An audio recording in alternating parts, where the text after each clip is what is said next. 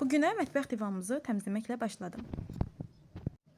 Uşaqlı analar məni çox gözəl başa düşür deyib videonu sizlər üçün təqdim edirəm. İlk öncə işə toz soğuran zibilləri götürməklə başlayıram.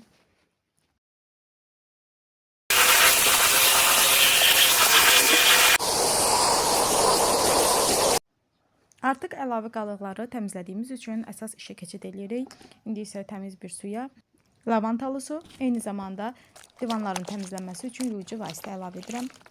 Bolca köpürdükdən sonra işə başlayıram. Burada isə istəyirəm sizi təmiz nəzəsindən baş-başa buraxım.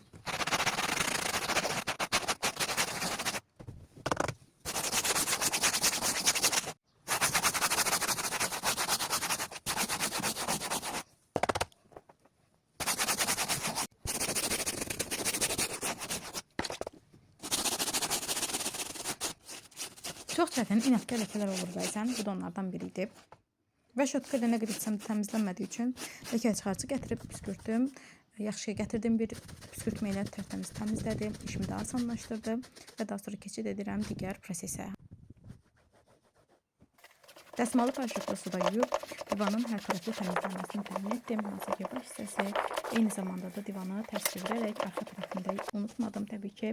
Hansı ki, bəzən unutmuş oluruq və yerdə kir qalıqları daha çox qalmış olur. Burada isə artıq 2 hissəni təmizləmiş halda keçirik 3-cü hissəsini.